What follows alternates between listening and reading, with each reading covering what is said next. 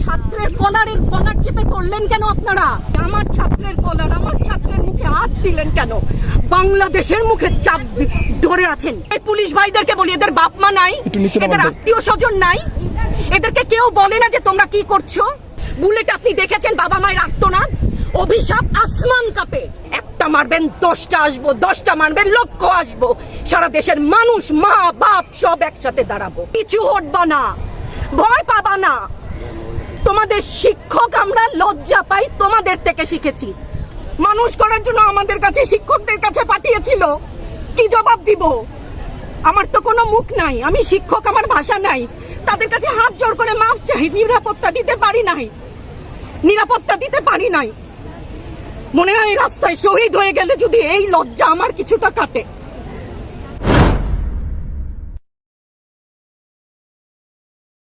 কত কিছুই তো বলছে, বাম্পার ফলন, লেবুর বাম্পার ফলন, বলেন না।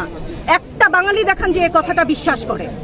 এসব বলে আমাদেরকে আরো মানে এটাকে বিরক্ত হওয়া বলবো না, বিরক্ত হওয়ারও সীমা ছাড়িয়ে গেছে। সারা বিশ্ব জানে পুলিশের গুলিতে, সন্ত্রাসীর গুলিতে, আওয়ামী লীগের পোষা এই ছাত্রলীগের কর্মীর গুলিতে, আর একটা কোনো ছাত্রের হাতে কোনো অস্ত্র দেখান। আমার মুগ্ধ মরলো কেন? ওই ছোট ছোট বাচ্চাগুলো মরলো কেন? আমার ছাত্রের কলার চেপে করলেন কেন আপনারা? আমার ছাত্রের কলার অনেক মূল্যবান। যেখানে দাঁড়িয়ে আছি, ভাষা, সেই জায়গায় দাঁড়িয়ে বলি, আমার ছাত্রের কলার, আমার ছাত্রের মুখে হাত দিলেন কেন? বাংলাদেশের মুখে চাপ ধরে আছেন। এই সমস্ত ভয় আর দেখিয়েন না, অনেক হয়েছে, আর না, আর না। আমার ছাত্রদেরকে টেনে টেনে ধরে নিয়ে যাচ্ছে। কি হিসাবে, কোন বিচারে? আপনারা বলেন যে ওদের বলা দিয়ে কিছু বলেন না। রাস্তার যে একটা মূর্খ মানুষ, যার লিটারাল সেন্সে কোনো ক খ গ ঘ শিক্ষা নেই, সেও জানে, সেও দেখেছে। এটা আগের যুগ না, ইনফরমেশন সবার কাছে আছে। আপনি তথ্য কতদিন বন্ধ রাখবেন, কতটুকু বন্ধ রাখবেন? এই সমস্ত মিথ্যাচার করে ওনাদেরকে ছোট হতে, হাস্যরসের পাত্র হতে প্লিজ একটু অনুরোধ করেন। আচ্ছা ম্যাডাম, আরেকটা ব্যাপার, যে 6 সমন্বয়কারী হেফাজতে আছে, তারা অনশনেও আছে। অনশনে আছে। আমার বাচ্চাগুলা না খেয়ে আছে, আমার বাচ্চা, আমাদের বাচ্চা না খেয়ে আছে। আপনাদের ঘরে নাই? এই পুলিশ ভাইদেরকে বলি, এদের বাপ মা নাই, এদের আত্মীয় স্বজন নাই, এদেরকে কেউ বলে না যে তোমরা কি করছো? এদের সন্তানরা পেছনে নাই? এদের সন্তানদেরকে, এদেরকেও তো আমরা বড় করেছি, এদেরকেও তো আমরা শিক্ষা দিয়েছি। চালানগুলি আমাদের উপরে। আমার শিক্ষকের গায়ে হাত, কত বড় অধ্যত্বপূর্ণ আচরণ!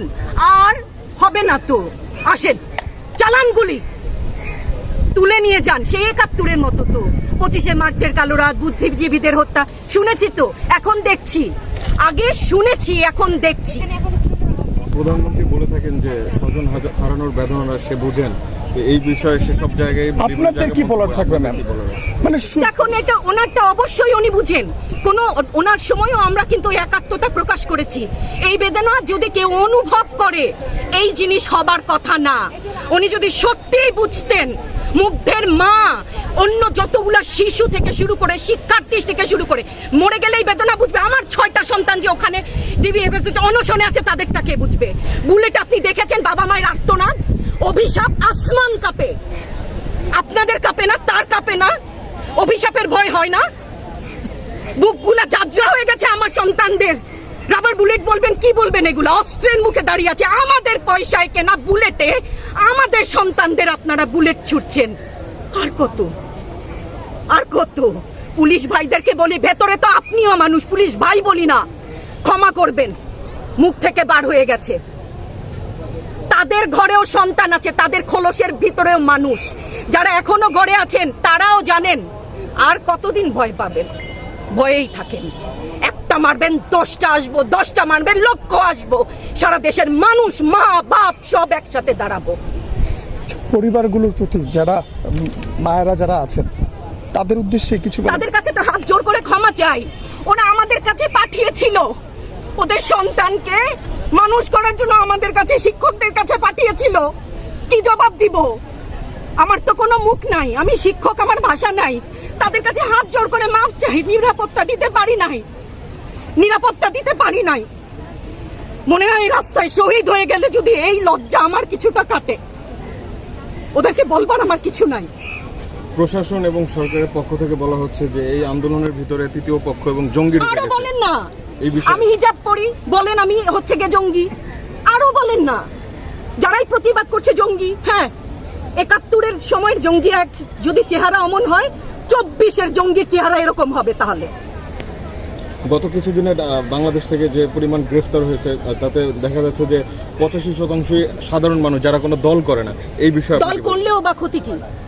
আমাকে প্রশ্ন, এই বিভেদটা তো সারা জীবন টেনেছে। না, তাদেরকে গ্রেফতার করা হয়েছে। হ্যাঁ, গ্রেফতার তো এমনিই করছে। দল করলেই কেন, দল করার এটা স্বীকৃতি দিতে হবে না। দল করলে ক্ষতি কি? অধিকারই তো চাচ্ছি, সাধারণ মানুষের অধিকার চাচ্ছি, ক্ষতি কি? কেন বারবার আমাদেরকে এই কথাটা শুনতে হয়? এই বিভাজনের সুযোগ তো তারা বারবার নিয়েছে, আবার কেন? ক্ষমা করে, ধন্যবাদ। আপনার সন্তান পিছু হটবা না, ভয় পাবা না। তোমাদের শিক্ষক আমরা লজ্জা পাই, তোমাদের থেকে শিখেছি। তোমরা যেমন আছো আমরাও আছি। যতদিন না ৯ দফা ওদের মানা হয় ততদিন মাঠ থেকে সরবো না। ম্যাম, লাস্ট একটা কথা। নিরাপদ না তো? আপনি নিরাপদ? সংবাদ কর্মী, আপনি কি আত্মসম্মান বিসর্জন দিয়ে বিভিন্ন নিউজ, লেবুর বাম্পার ফলন নিউজ করতে হচ্ছে না? আপনারও লজ্জা লাগছে না আত্মীয় স্বজনের কাছে মুখ দেখাতে? পারছেন না তো? আপনার হয়ে আমি লড়ছি, আমাকে সহায়তা করেন। Thank you.